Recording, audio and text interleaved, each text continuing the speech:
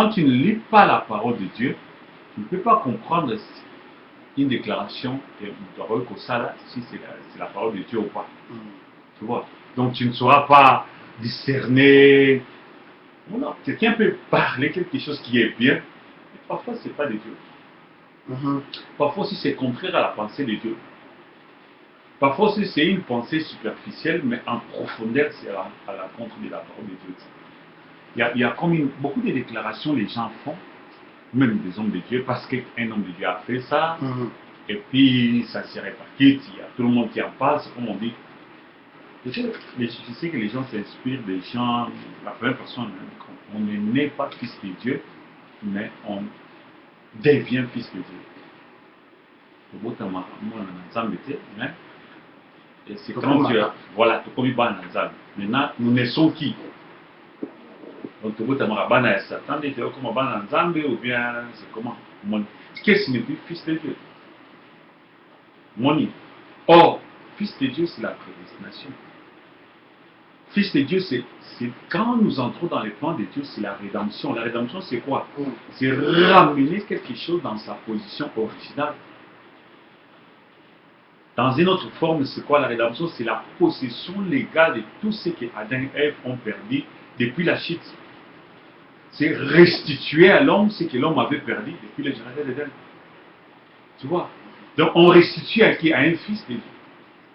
Ceux qui seront rachetés, ce sont seulement les fils de Dieu. C'est celui qui était au ciel, c'est celui qui va rentrer au ciel. Jésus l'a dit, personne n'est allé au ciel si ce n'est celui qui est descendu du ciel. Donc c'est celui qui est ramené, c'est celui qui était dans la maison du Père. Tu vas voir, voilà pourquoi. Luc chapitre 15. Jésus va donner des paraboles qui expliquent le mystère de Dieu. Dans Luc chapitre 15, il parle sur le parabole de l'enfant prodigue.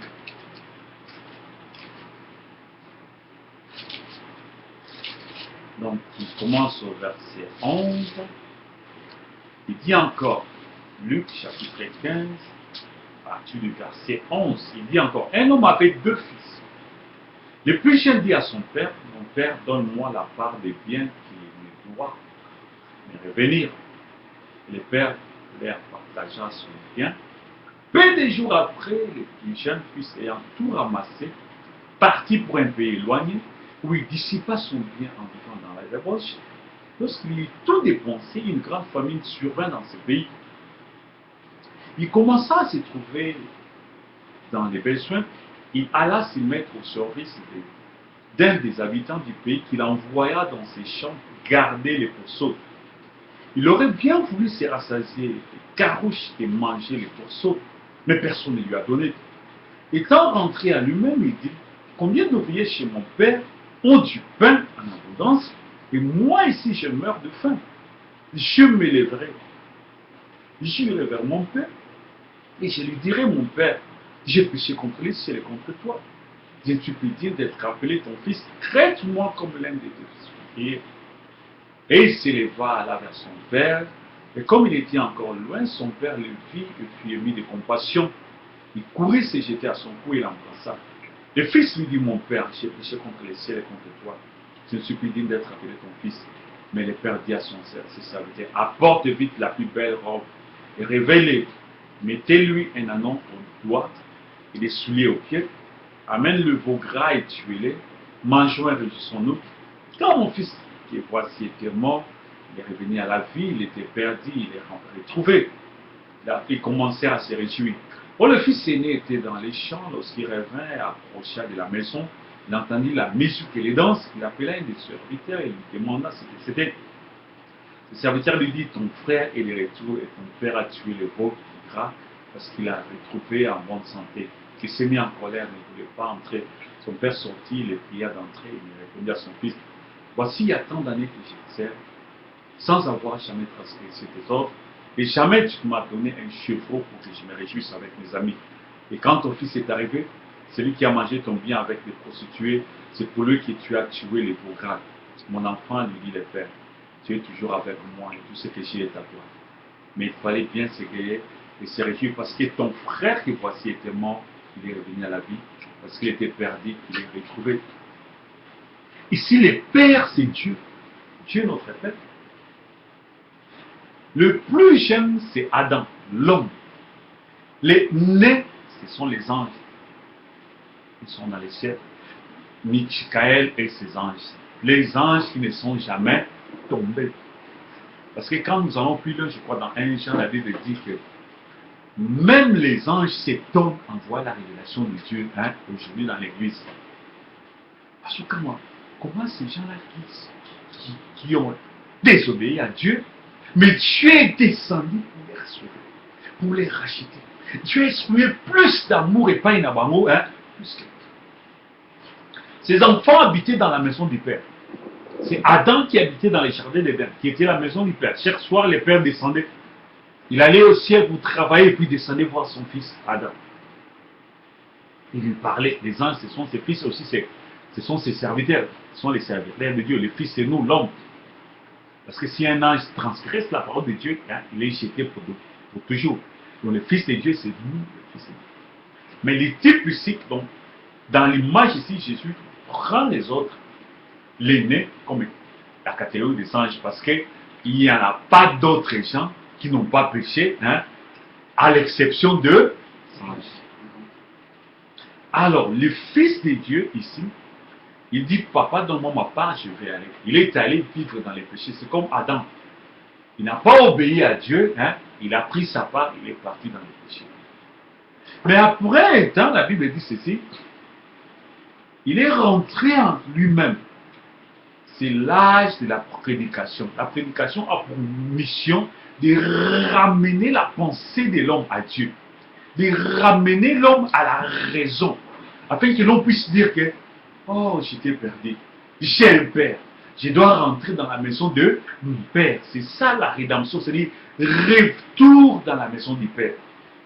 Seulement les fils de la maison du père qui vont retourner chez le père. Sauf ça qui m'ont là, tu ne pourras pas rentrer. Tu ne peux pas revenir. Car, pourquoi l'enfant s'est souvenu? Il a dit, la chair que j'ai, vient de ses papas. Les sangs ici, c'est les sangs de ses papas. L'ADN que j'ai ici, c'est l'ADN qui vient de ses papas là. Mais ici, je souffre. Je n'ai pas tous mes droits. Je n'ai pas, c'est la condition de l'homme aujourd'hui sur la terre. Je n'ai pas mes droits, je n'ai pas mes possessions, je n'ai pas ça, je n'ai pas ça, je n'ai pas ça. Non, je dois rentrer dans la maison de mon père, là où j'avais possession de toutes choses. Et rentrer dans la position, dans la maison du Père, c'est quoi? C'est le retour au Saint-Esprit. C'est le baptême du Saint-Esprit jusqu'à la personne dite Saint-Esprit. C'est les retours dans les jardins d'Éden. Les retours dans les jardins d'Éden, c'est les retours dans notre première position où Dieu et l'homme étaient un, où la personne du Saint-Esprit était dans l'homme. Donc, voilà, il va dire, lorsqu'il est tout dépensé, une grande famille souveraine dans ces pays, il commença à se trouver dans les besoins. Là, se mettre au service des habitants du pays, qu'il envoie dans ses... Il a se mettre au service des démons, des diables. Il commence à l'utiliser. Il aurait bien voulu se rassasier des carouches et manger les poissons, mais personne ne lui a donné. Étant rentré en lui-même, ça c'est le ministère. C'est là où Dieu a introduit, au commencement, il n'y avait pas le seul ministère. Mais c'est à cause de la chute que Dieu a introduit le ministère. Pourquoi? Pour ramener l'homme. Si l'homme n'était pas péché, on n'allait pas avoir besoin du ministère. Parce que le ministère, c'est pour aider l'homme à rentrer à soi-même. C'est pour parler à la conscience de l'homme. C'est pour toucher à la conscience de l'homme. C'est pour dire à l'homme que non, tu es un fils de Dieu. Regarde ce que tu fais là. Réveille-toi. Ici, ce n'est pas ta place. Réveille-toi, sors ici. Là, on dit, ah, c'est vrai. C'est comme l'autre qu'on avait parlé sur les rois qui étaient chassés de son trône. Et puis après, il est allé dans la forêt. Il a commencé à vivre comme un fou. C'est notre condition ici sur la terre. Quand Dieu a créé l'homme, il était un roi. Adam était le roi de la terre.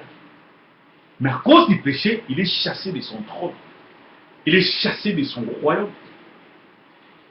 Maintenant, vivant, on dit la Bible dit qu'il commençait à vivre avec les oiseaux, manger avec les oiseaux. C'est la vie de l'homme ici sur la terre, la vie du péché.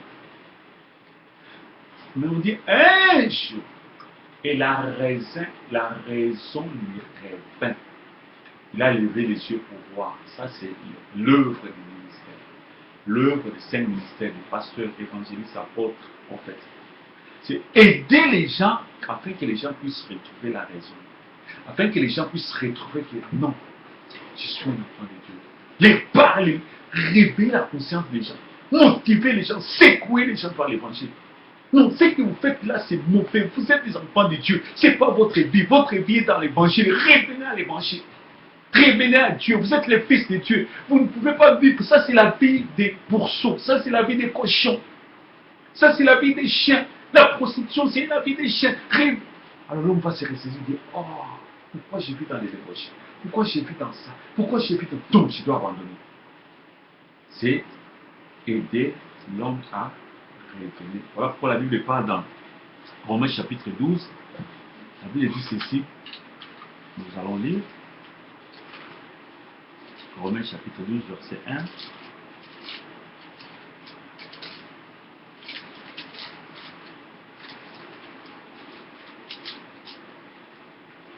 Je vous exhorte donc, frères, par les compassions de Dieu, à offrir vos corps comme un sacrifice vivant, saint, agréable à Dieu, ce qui sera de votre part un titre raisonnable.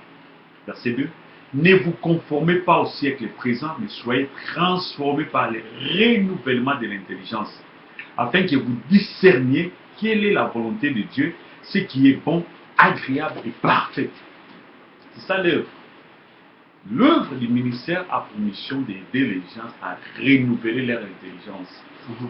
Parce que le renouvellement de l'intelligence va aider la personne à changer sa position, à changer sa condition de vie, à comprendre que non, je dois maintenant aligner ma vie par rapport à la parole de Dieu, à chercher la présence de Dieu.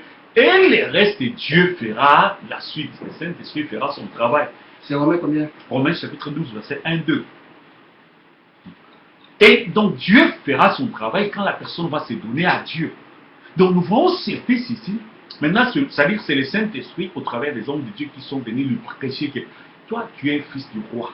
Tu habitais dans la maison du roi. Tu étais dans les jardins des Indes. Tu es un fils de Dieu. Tu es celui qui doit dominer. Tu es celui qui doit régner. Tu as la gloire de Dieu avec toi. Mais là où tu vis, tu n'es pas dans ta position. Cet enfant était né fils de Dieu, mais qui a perdu sa position. Il avait le sang du Père. Il avait l'âme de son Père. L'âme qui est la nature de qui tu dépends. Si tu es fils de Dieu, ton âme, c'est le Saint-Esprit de Dieu. C'est la nature divine en toi. C'est une partie de Dieu qui est en toi. Donc cet enfant-là était né fils de Dieu. Mais par les péchés, il a été jeté dehors. Mais par son âme, il est toujours fils de Dieu. Étant dans la chute, il est fils de Dieu. Il est né fils de Dieu. Nous allons lire Jean chapitre 3. Jésus va faire une forte déclaration sur ça. Jean chapitre 3, verset.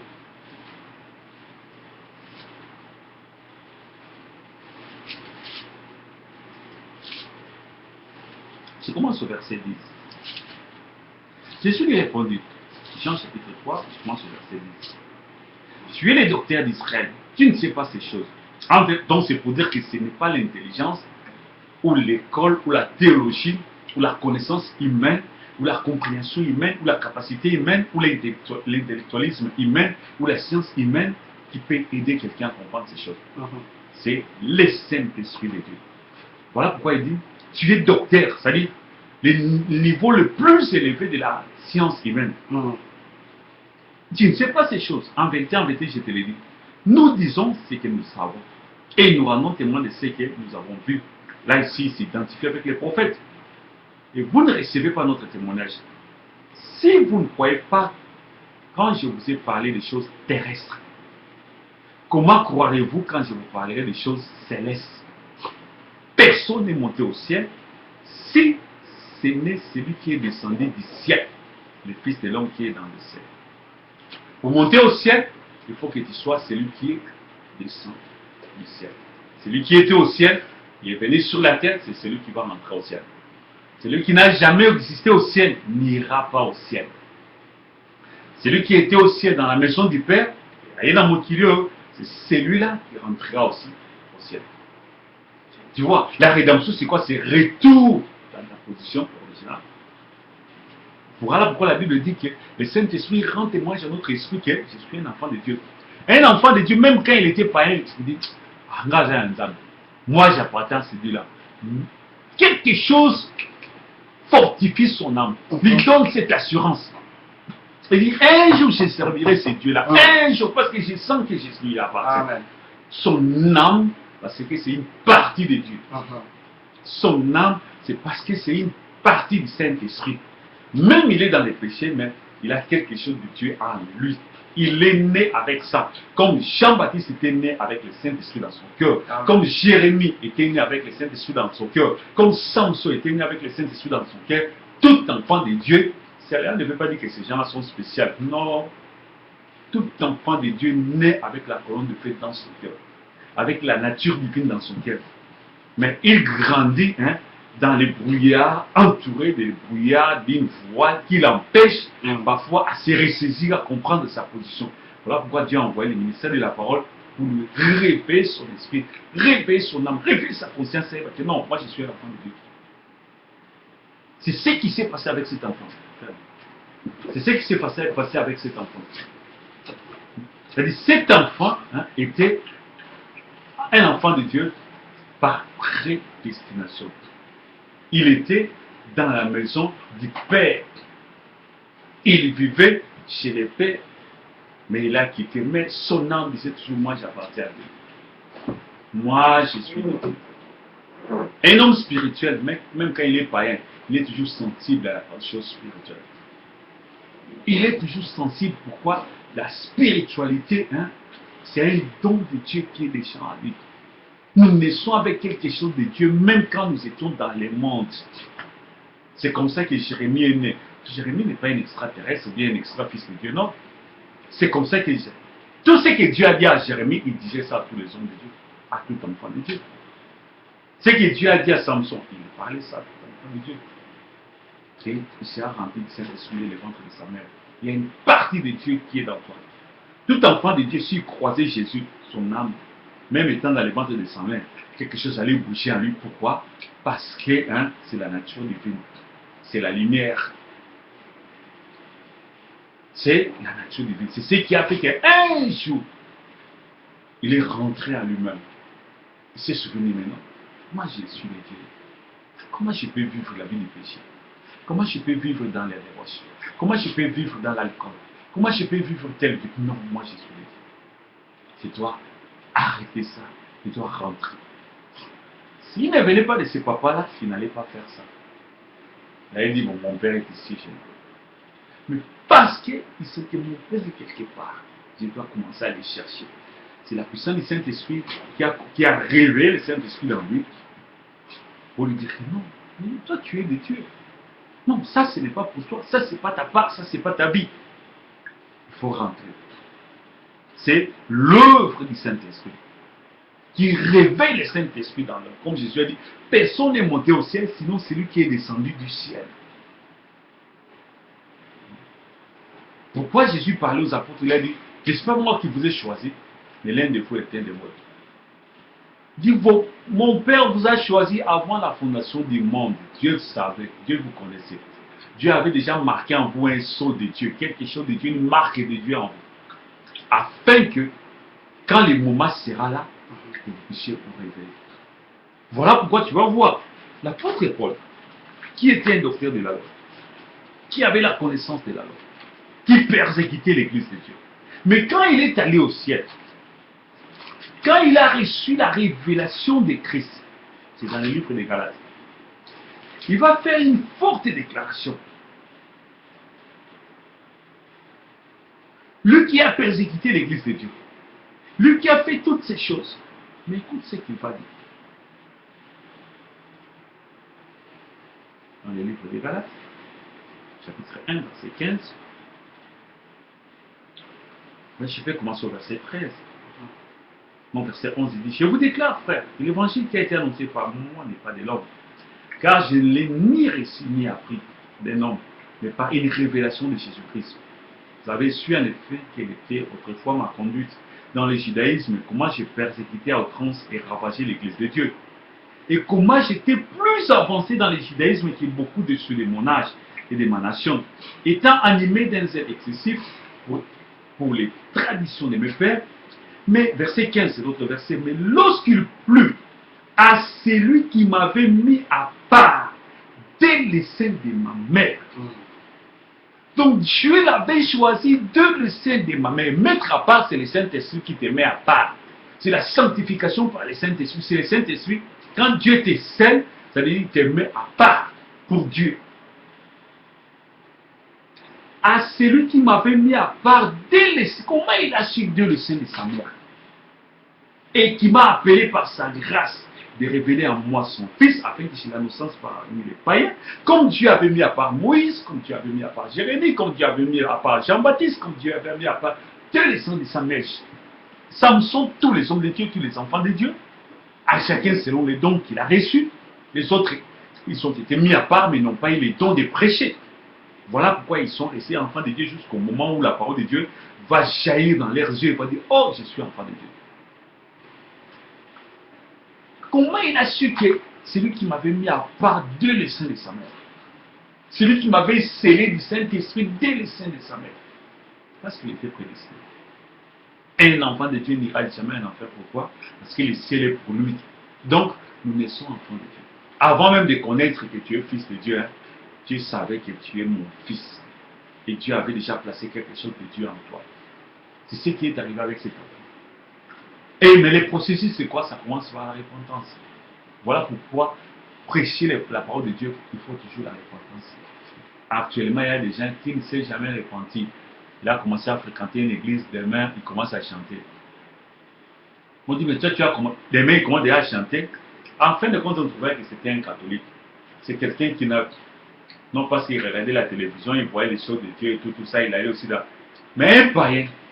Le fait seulement de commencer à fréquenter une église, on dit, frère, lui, il m'a bien. Il y a comment quelqu'un veut entrer dans les temples, commencer à servir Dieu sans qu'il soit repenti, sans qu'il puisse se convertir, sans qu'il soit né de nouveau?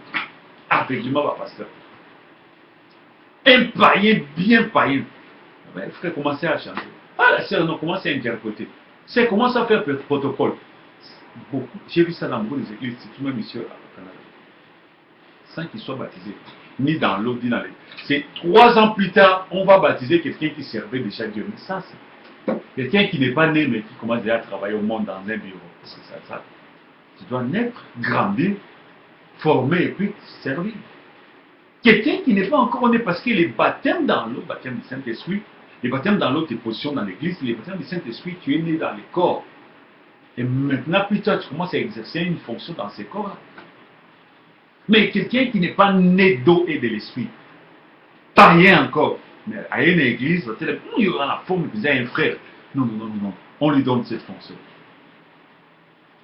On ne pense même pas, frère, dis-nous un peu ta vie. Amener même les frères à la repentance, amener lui à dire que non, les péchés est mal, confesser tes péchés. Les frères doivent confesser toute sa vie. Mon père dit que maintenant j'abandonne. Voilà pourquoi ces gens-là n'abandonnent pas, ils font seulement la continuité de Dieu. Sur Azaki Ndumba, il y a une église, il continue, Azaki, là, il continue ça. Pourquoi on n'a pas amené à renoncer à ça? C'est comme cet enfant, il a dit, il a pris la ferme résolution, après avoir écouté la parole de Dieu qui a touché son esprit, il l'a ramené à lui-même. Il a écouté, c'est l'évangile de la repentance. La parole de la repentance qui a touché son cœur. Il a dit non, je reconnais, j'ai agi mal. C'est comme Job qui a dit, je reconnais que tu peux tout. Voilà pourquoi je me répands. C'est là où l'homme doit commencer. Je me répands dans la poussière. Je me répands avoir fait ça. Seigneur, pardonne-moi. Donc, la personne obtient le pardon de Dieu. Il part dans les baptêmes dans l'eau. Parce que les baptêmes dans l'eau, c'est l'engagement vers la révélation que tu as. C'est comme lors du mariage. On te présente, voici l'époux. Maintenant, tu dis, je m'engage, je t'aime de tout mon cœur et je me marie. C'est ça les baptêmes dans l'eau. C'est un engagement solennel devant Dieu, devant la parole que tu as reçue. Et puis on va prier pour que tu puisses recevoir les baptêmes du Saint-Esprit. pour qu'il puisse te placer dans la maison du Père. Que tu puisses rentrer dans la maison du Père. La Bible dit il y a joie dans les cieux quand un païen s'est répandu. Voilà pourquoi il y a joie. On a fêté. Pourquoi? Parce qu'un pécheur s'est répandu. Un fils de Dieu égaré, c'est ça le vrai terme, un fils de Dieu égaré, est rentré dans la maison. À retrouver la voie du salut. À retrouver la voie de la maison.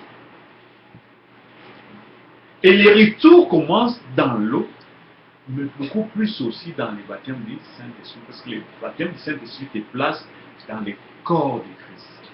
Voilà pourquoi les apôtres qui étaient déjà baptisés.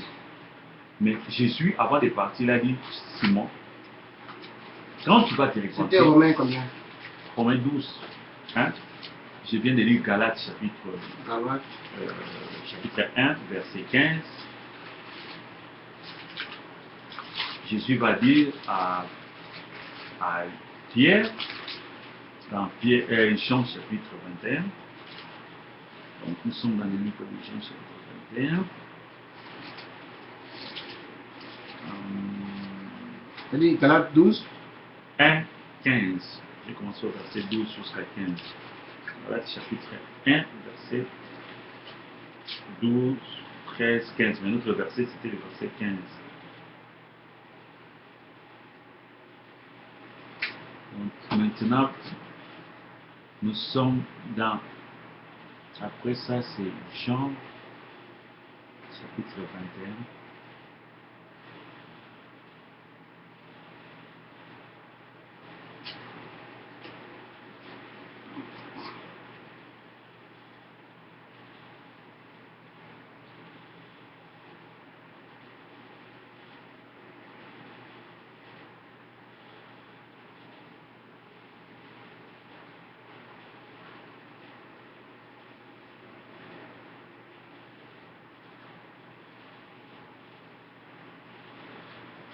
c'est bien, c'est le livre de Jean. Jean, oui, Jean chapitre 21.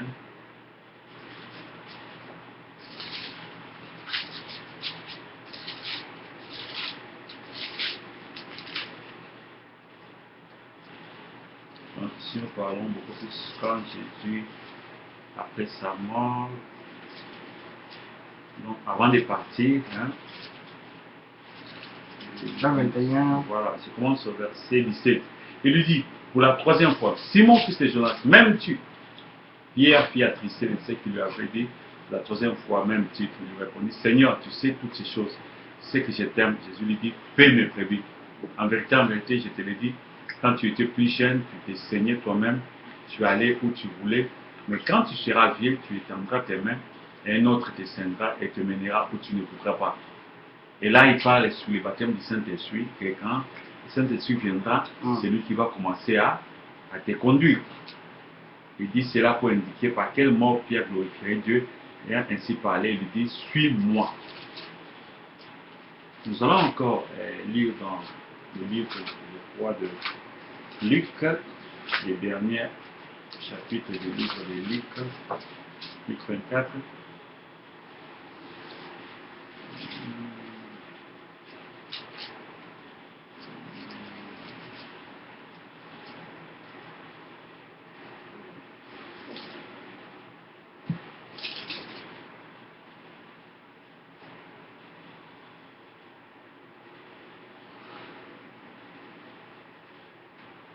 Verset 44. Puis il leur dit, c'est là ce que je vous disais lorsque j'étais encore avec vous, qu'il fallait que s'accomplisse tout ce qui était écrit de moi dans la loi de Moïse, dans les prophètes et dans les psaumes. Alors il leur ouvrit l'esprit afin qu'ils comprennent les Écritures. Donc nous voyons que c'est le Saint-Esprit qui peut aider quelqu'un à comprendre les Écritures. Sans le Saint-Esprit, la personne ne peut pas comprendre les Écritures. Et il leur dit, ainsi il est écrit que le Christ souffrirait et qu'il ressusciterait des morts le troisième jour. Et que la repentance et le pardon des péchés seraient prêchés en son nom et à toutes les nations, à commencer par Jérusalem. Vous êtes témoins de ces choses. Voici, j'enverrai sur vous ce que mon Père a promis, mais vous restez dans la ville jusqu'à ce que vous soyez revêtus de la puissance d'en haut. Restez jusqu'à ce que vous soyez revêtus de la puissance d'en haut. La puissance d'Aaron, c'est quoi? C'est les baptêmes du Saint-Esprit. Maintenant encore, nous allons dans Matthieu 28.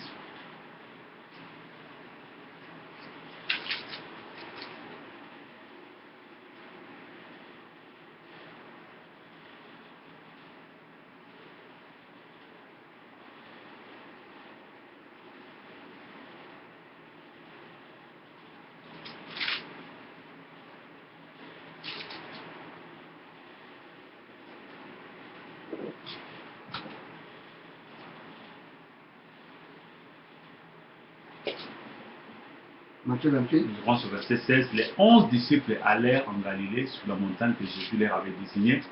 Quand ils les virent, Jésus, ils l'adorèrent, mais quelques-uns eurent des doutes. Jésus s'étant approché, leur parla ainsi: tout pouvoir m'a été donné dans les ciels et sur la terre. Donc Matthieu 28, je commence au verset 16, 17, 18. Tout pouvoir m'a été donné dans les ciels et sur la terre. Allez faire de toutes les nations des disciples, en baptisant le nom du Père, du Fils et du Saint-Esprit.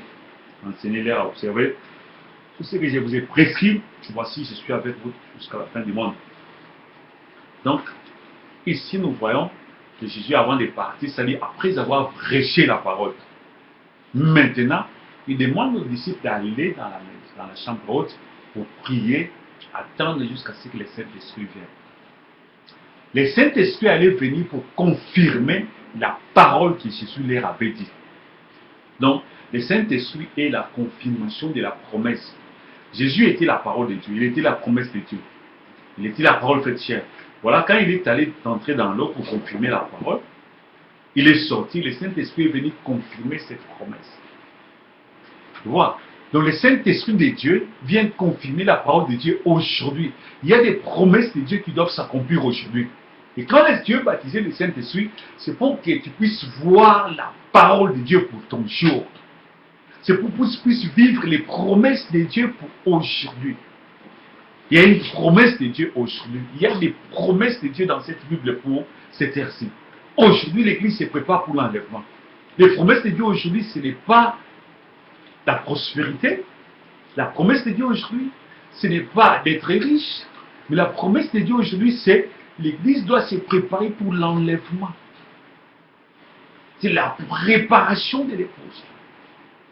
L'épouse s'est préparée par la parole ointe du Saint-Esprit. Donc nous voyons que le Saint-Esprit de Dieu qui vient confirmer la promesse de Dieu. Donc sans le Saint-Esprit, on ne peut pas servir de Dieu. Le Saint-Esprit amène la puissance et le feu. Le Saint-Esprit amène la puissance, il vient confirmer la parole. Il vient vivifier l'écriture. Il nous ramène dans la maison de Dieu. Il vient confirmer dans nos cœurs que nous sommes un fils de Dieu. Voilà pourquoi la Bible dit, l'Esprit lui-même rend témoignage à notre esprit que nous sommes un enfant de Dieu. Qu'est-ce que c'est le Saint-Esprit? Le Saint-Esprit, c'est la personne de Dieu. La Bible dit que Dieu est esprit. Il faut que ceux qui l'adorent en esprit. Donc le Saint-Esprit, c'est la personne même de Dieu. Et cette personne de Dieu qui vient habiter dans le cœur de l'homme, qui vient habiter dans l'homme. Quand Dieu a créé l'homme à son image, l'homme à l'image de Dieu, comme Dieu est esprit, cet homme-là aussi était esprit. Donc Adam était le Saint-Esprit. L'Esprit de Dieu. Après, Dieu va former un corps à partir de la poussière de la terre. Donc Adam était le Saint-Esprit de Dieu. Il était l'Esprit de Dieu personnifié. Après, Dieu va former un temple, un tabernacle, un corps, une tente. Il va prendre maintenant l'Esprit, la personne d'Adam. Quand Adam a péché, c'est le Saint-Esprit qui était rentré en Dieu. Et Adam est resté seulement avec l'âme, qui est une partie de l'Esprit de Dieu dans l'homme. Nous prions pourquoi? Parce que nous voulons retrouver tout ce que nous avons perdu dans les jardins de Dieu. Quoi? La personne même du Saint-Esprit. Jésus est venu parce qu'il était l'agneau de Dieu qui devait ôter les péchés du monde, c'est-à-dire purifier l'homme, purifier le cœur de l'homme, sanctifier l'âme de l'homme, afin que la personne du Saint-Esprit revienne le cœur. Nous recevons le baptême du Saint-Esprit qui est les prémices, comme l'apôtre Paul a dit, les prémices de l'Esprit, les gages. C'est comme quand les enfants d'Israël faisaient la moisson, après avoir semé, quand ils moissonnent, la première moisson, c'est qu'on appelle ça les prémices. On prenait une partie de la moisson, on venait l'agiter devant Dieu. La gerbe agitée, qui était une partie de la moisson qui avait atteint la maturité, qui avait atteint la perfection, qui était mûre, on venait l'agiter devant Dieu, pour dire que, pour montrer que les restes aussi des gerbes et les plantes vont aussi atteindre la perfection. Et eux aussi, ils seront amenés dans la présence de Dieu. Donc, c'est les prémices du Saint-Esprit que nous avons reçues à la Pentecôte, pour montrer que la plénitude du Saint-Esprit viendra après l'ouverture des sceaux, c'est-à-dire au temps de la fin. Parce que sans la plénitude du Saint-Esprit, qui ne sera pas enlevé. Après l'ouverture des sceaux, c'est en ce moment-là que la plénitude du Saint-Esprit va venir pour que l'Église puisse avoir la foi de l'enlèvement, c'est-à-dire la plénitude de Dieu. C'est ça même qui est qu'on peut appeler la plénitude de la rédemption. La pleine rédemption, la pleine et complète rédemption. Donc, Adam était tombé, l'homme était tombé, il s'est séparé de la divinité. Il s'est séparé de la colonne de feu. Il s'est séparé de la colonne de nuée. Il s'est séparé de la gloire de Shekinah. L'homme habitait dans cette gloire-là. Il était l'habitant de la gloire de Shekinah. Mais par le péché, l'homme est sorti de cette gloire. Voilà pourquoi l'homme s'est retrouvé nu. Pourquoi? Parce qu'il était enveloppé de la gloire de Shekinah, qui étaient les habits de l'homme. Mais par le péché, nous t'avons mis dans cette position-là. Nous prions pour retrouver, parce que quand tu retrouves ça, tu as tout. Jésus a dit chercher comment le royaume des cieux et la justice de Dieu. Le royaume des cieux et la justice de Dieu, Jésus voulait dire seulement cherchez d'abord Dieu. Cherchez d'abord que Dieu revienne dans votre cœur, que la personne de Dieu revienne dans votre cœur, et tout ce dont vous avez besoin vont se manifester.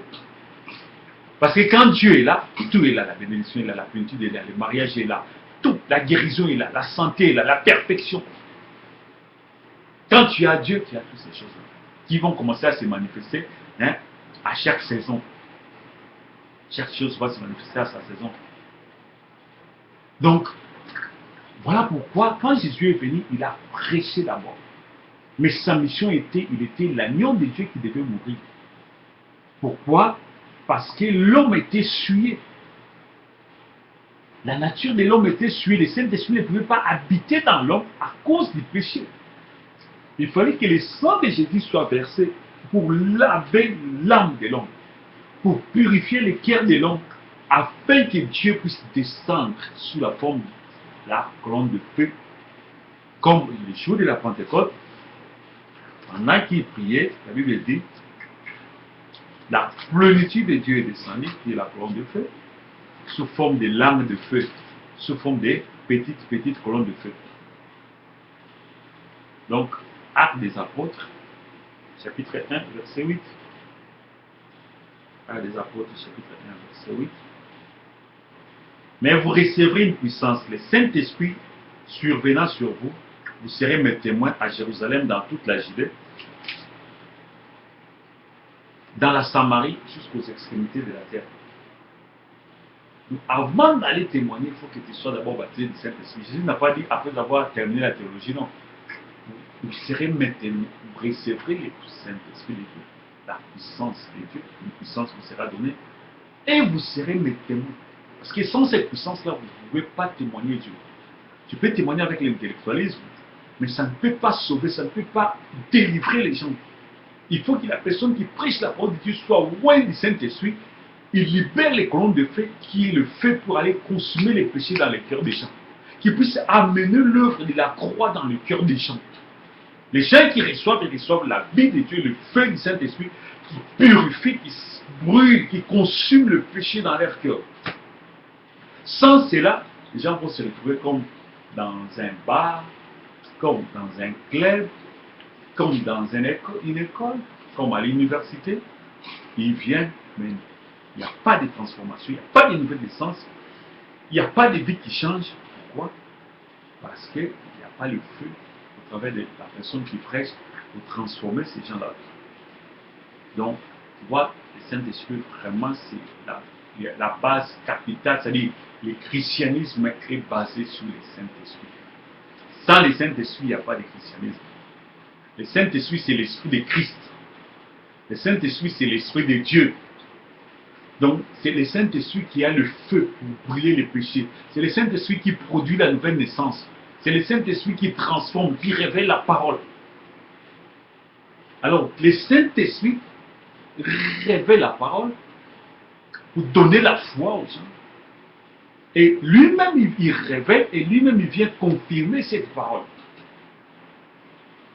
Donc, il est le sceau de Dieu pour confirmer la promesse de Dieu dans l'homme. Quelqu'un ne peut pas dire qu'il a le Saint-Esprit, puis il ne connaît pas Dieu, il ne connaît pas la parole de Dieu, pas de connaissances. Non, ça c'est quel Saint-Esprit? Il a une connaissance erronée de la Bible, une connaissance en dehors de la Bible. Il mélange tout, les péchés, tout là-dedans. Il ne connaît même pas si l'homosexualité est mauvaise. Il ne connaît même pas si la masturbation est mauvaise. Il ne connaît même pas si l'alcool est mauvais. Il ne connaît même pas si la prostitution est mauvaise. Il ne connaît même pas si l'adultère est mauvais. Et puis il dit, là, le Saint-Esprit, c'est quel Saint-Esprit? C'est quel Saint-Esprit? Le Saint-Esprit de Dieu, c'est pour nous aider à connaître Dieu. Dieu ne viendra pas dans un cœur qu'il ne connaît pas. Tu dois le connaître, se repentir. Parce que la parole va t'aider à la repentance. C'est comme l'enfant que nous avons vu. C'est la parole qui a amené cet enfant-là à avoir un raisonnement, à avoir une repentance, à dire, oh Seigneur, je reconnais comme Job avait dit, je reconnais que j'ai péché, je reconnais que je suis un homme faible. Seigneur, viens à mon secours. Seigneur, aide-moi. Seigneur, assiste-moi. Seigneur, soutiens-moi. Seigneur, aie pitié de moi. Seigneur, pardonne-moi. C'est l'œuvre de la parole de Dieu. Un cœur touché par le feu de Dieu, par la puissance du Saint-Esprit, qui fera que la personne puisse se repentir. Et un cœur qui se répand, c'est un cœur que Dieu vient. La Bible dit que Dieu habite au ciel, mais il est avec le cœur humble, le cœur qui s'humilie. Tout homme qui s'humilie, Dieu est proche de cet homme-là. Dieu descend dans ce cœur-là. Si la personne ne s'humilie pas, Dieu ne peut pas habiter son cœur. Il faut l'humilité. Car la Bible dit l'humilité précède la gloire. Et c'est la parole qui humilie le cœur, qui amène la personne à reconnaître que je suis pécheur, j'ai mal fait. Si quelqu'un n'a pas ça, il n'a pas l'Esprit de Dieu. La sorcellerie, un sorcier, tu peux lui demander comment. Il peut même jurer en mettant la main sur la Bible. Je te dis, je vous dis la vérité. Mais pendant que sa conscience connaît que ce qu'il dit là, il est en train de mentir. Carrément, tu comprends que dans cet homme-ci, c'est un démon. Un enfant de Dieu va dire, je reconnais, pardonne-moi, j'ai mal agi. Mon frère, pardonne-moi. Bon, pour éviter, je reconnais que j'ai faute, pardonne-moi. Mais un dictateur ne dit jamais que non, j'ai mal fait, non. Il a toujours raison. C'est toi qui as toujours tort. Même quand il a commis l'erreur, il dira toujours. Pourquoi c'est le diable? Le diable ne se répand pas. Il ne dit jamais j'ai tort. Il ne dit j'ai mal fait. Il a toujours raison. Il a toujours. Mais l'Esprit de Dieu amène à la repentance. L'Esprit de Dieu amène à ce que la personne puisse reconnaître que non, je suis de Dieu, que Dieu est Dieu de moi, que Seigneur, pardonne-moi, j'ai mal agi, pardonne-moi, j'ai péché, pardonne-moi de tout ce que j'ai fait. Ça, c'est ce que le Saint-Esprit fait dans le cœur de l'homme, pour purifier le cœur de l'homme. C'est le Saint-Esprit qui produit que l'œuvre de la croix devient une réalité dans le cœur de l'homme. Il produit ce que Christ a fait pour nous. C'est le Saint-Esprit qui ramène ce qui s'est fait il y a 2000 ans dans le cœur de l'homme au travers de la parole pour produire la nouvelle naissance.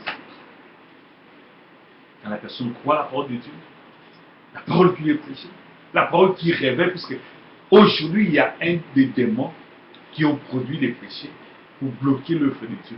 Et le Saint-Esprit vient pour frapper ça, pour attaquer le diable qui est entré, le diable aujourd'hui. Pas d'hier, non. Il vient confirmer la promesse de Dieu pour aujourd'hui. Dans chaque âge, Satan change de couleur. Il prend un cheval noir, il prend un cheval rouge, il prend un cheval pâle, il prend un cheval blanc. Et le Saint-Esprit vient pour contrecarrer l'action du diable, pour révéler l'action du diable. Quand il devient le serpent, il dit non, maintenant c'est un serpent. Il change, il devient un lion. Il dit non, ça c'est pas le lion de la tribu de Juda. Ça c'est le diable qui régit comme un lion pour chercher qui dévorer. Il prend la forme d'un agneau, il a dit attention, regarde sa voix, il crie comme un dragon, c'est pas un agneau. L'agneau de Dieu ne parle pas comme un dragon. Ça c'est le diable. C'est l'œuvre du Saint-Esprit pour démasquer Satan, révéler Satan dans tout, et dépister dans tous ses camouflages. Partout il se camoufle, le Saint-Esprit révèle ça. Partout il se cache, le Saint-Esprit révèle ça. Donc, le Saint-Esprit révèle la parole pour démasquer le diable. Et pour donner aux enfants de Dieu la foi. Pour amener les gens à voir la nature de Dieu, à aimer Dieu, à aimer la nature de Dieu, à aspirer à la nature de Dieu. À aspirer aux choses célestes, aux choses spirituelles, aux bénédictions spirituelles, aux mystères de Dieu. Car les bénédictions spirituelles sont plus importantes que les bénédictions matérielles. Les bénédictions spirituelles sont plus puissantes, plus fortes, plus permanentes, plus éternelles. Ils sont éternels. Et les bénédictions matérielles sont éphémères, sont passagères. Les bénédictions spirituelles sont permanentes. Donc c'est l'œuvre du Saint-Esprit qui vient animer les cœurs des gens afin que les gens puissent avoir cette capacité, cette volonté, cette aspiration d'aimer les choses de Dieu, de chercher Dieu, de chercher la volonté de Dieu, de chercher à comprendre qu'est-ce que Dieu veut, de sonder la parole de Dieu, de sonder les mystères de Dieu, parce que la Bible dit l'esprit de l'homme sont des profondeurs de l'homme, mais l'esprit de Dieu sont des profondeurs de Dieu. Un prédicateur avec l'esprit de Dieu, il va révéler les mystères de Dieu, il va sonder les profondeurs de Dieu, il va creuser les seins de Dieu, aller dans les profondeurs. Mais celui qui a l'esprit de l'homme, il va parler sur les choses de ce monde. Il va parler sur la vie de ce monde, tout ce qui se passe sur ce monde. Au lieu de frapper, de faire sortir les gens, non, toute cette prédication, il va de l'abondance. Tout tourne sur les voitures, les maisons. C'est comme si la bénédiction, parce que vous avez beaucoup de voitures, voilà, vous êtes bénis. Oui, vous êtes bénis matériellement, mais parfois spirituellement. Ce sont l'église, nous venons pour les choses spirituelles, les bénédictions spirituelles. Et quand nous sommes dans les lieux célestes, en Christ, dans les bénédictions spirituelles, les matériels vont venir. Les matériels seront notre part. Nous n'allons pas les chercher, ça va nous suivre. Je suis actif. Il est possible que la terre et le ciel passent, mais la parole de Dieu ne passera jamais. Celui qui cherche les royaumes des cieux, toutes ces choses vont se suivre. Parce qu'avec Dieu, Dieu pourvoit. Après les épreuves, Dieu pourvoit, il ne te laissera jamais. Voilà ce que le Saint-Esprit, voilà pourquoi nous allons lire ici, dans Jean.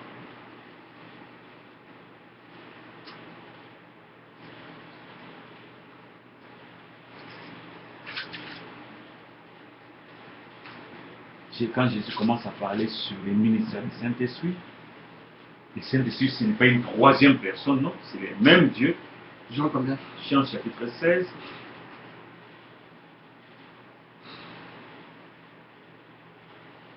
Jean 16. Et je commence au verset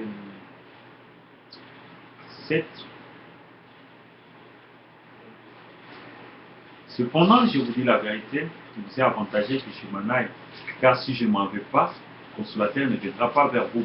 Mais si je m'en vais, je vous l'enverrai. Quand il sera venu, convaincra le monde en ce qui concerne les péchés, la justice et le jugement. Les consolateurs, c'est le Saint-Esprit. Il a pour mission de convaincre les cœurs des gens du péché, de convaincre les cœurs des gens sur le jugement, que si tu continues cette vie, le jugement de Dieu va te frapper. De convaincre les cœurs des gens à aimer la justice de Dieu, qui est la parole de Dieu, qui est la nature divine. En ce qui concerne les péchés, parce qu'ils ne croient pas en moi. La justice, parce que je vais au Père. Les amener aux choses du Père, les choses du royaume, la gloire de Dieu. Parce que je vais au Père et que vous ne me verrez plus. Et le jugement, parce que les princes de ce monde est jugé. J'ai encore beaucoup de choses à vous dire, mais vous ne pouvez pas les porter maintenant parce que pendant ces temps, personne parmi eux était encore converti. Voilà pourquoi à la fin, Jésus va dire à Pierre, Pierre, quand tu seras converti, affermis tes frères. Verset 13, quand le consolateur sera venu, l'Esprit de vérité, il vous conduira dans toute la vérité. Tu vois, la mission du Saint-Esprit dans le cœur de l'homme, c'est de nous conduire dans toute la vérité. Pas une partie de la vérité. Et la vérité, ce n'est pas, comme je vois les gens de Bima, de Mpepalongo, ils confondent la prophétie avec la vérité. Ou bien l'esprit de Mikuli. Quelqu'un qui parle sur la vie des gens, dit au salaki, c'est ça l'esprit de vérité. Non. La prophétie, ce n'est pas ça l'esprit de vérité. La vérité, c'est Jésus. Jésus, c'est la parole de Dieu manifestée. Conduire dans toute la vérité, ce n'est pas conduire dans les choses que tu as faites. Non, ça, ce n'est pas la vérité. Ça, ce sont les choses de l'homme. L'esprit de l'homme sont les cœurs de l'homme. La vérité, c'est connaître les mystères de Dieu. Qui est Christ? Christ qui est la révélation de Dieu. Connaître qui est Jésus-Christ. Dans toute la vérité. De tous les plans de Dieu. Car il ne parlait pas de lui-même, mais il dira tout ce qu'il aura entendu, il vous annoncera les choses à venir. Il me glorifiera, parce qu'il prendra de ce qui est à moi et vous l'annoncera. Tout ce que le Père a est à moi. C'est pourquoi j'ai dit qu'il prendra, il prend de ce qui est à moi et il vous l'annoncera. Jésus commença à expliquer. Maintenant, quand il parlait, c'est comme s'il va envoyer une autre personne. Et puis il va leur dire, quand le Saint-Esprit viendra, il va prendre seulement ce qui est à moi. Parce que le Saint-Esprit, c'est lui qui vous parle maintenant. Maintenant, quand celui-là qui est à moi va venir en vous, il va seulement vous parler de moi. Tout ce que le Père a est à moi. Tout ce qui est, dans un autre sens, tout ce qui est le Père, c'est moi. Voilà pourquoi l'Esprit qui est le Père va seulement parler de moi. Il ne parlera pas d'autre chose. Une fois, dans une église à Kinshasa, pendant que les gens prophétisaient, on y croyait beaucoup dans les prophéties, c'est bien, c'est pas mal. Quelqu'un va prophétiser, c'est moi le Père, écoutez. Il parle, il parle, il parle, et puis l'autre dit, c'est moi le Saint-Esprit, je parle, écoute-moi. Il parle, il parle, il parle, et puis l'autre dit, moi c'est le Fils de Dieu qui parle. Et comme tout ça c'est une fausseté, le Père va dire que toi tu n'es qu'un esprit, toi le Saint-Esprit, tu n'es qu'un esprit, tais-toi. Écoute-moi, c'est le Père qui parle. Et toi le Fils, tais-toi, ferme ta bouche. C'est maintenant moi le Père qui parle. Donc, il y a des ordres au ciel, le Père qui commande le Fils qui ne veut pas respecter. Donc ça prouvait que, d'abord, ils étaient mal enseignés, c'était les démons qui étaient entrés dans ces gens-là pour parler de ça. L'Esprit de Dieu, le Saint-Esprit de Dieu, l'Esprit de Dieu, le Saint-Esprit de Dieu, l'Esprit de Christ, c'est une même chose. Quand vous lisez dans l'Acte des Apôtres, quelque part l'apôtre Paul va dire l'Esprit de Christ m'a dit. Quelque part il va dire que par l'Esprit de Dieu, quelque part il va dire que le Saint-Esprit m'a parlé. Ce n'est pas que trois personnes parlaient en lui, non, c'est le même Esprit qu'il appelait soit l'Esprit de Christ, parfois il appelait le Saint-Esprit, parfois il appelait l'Esprit de Dieu. C'est une et une seule esprit. Dieu n'a pas deux esprits. Dieu n'a qu'un seul esprit qui est le Saint-Esprit de Dieu. Qui est l'Esprit de Christ, qui est l'Esprit de la vérité, qui est l'Esprit de Dieu. Il dit, tout ce que le Père a est à moi. Le Père est Esprit. Donc, le Saint-Esprit, c'est le Père.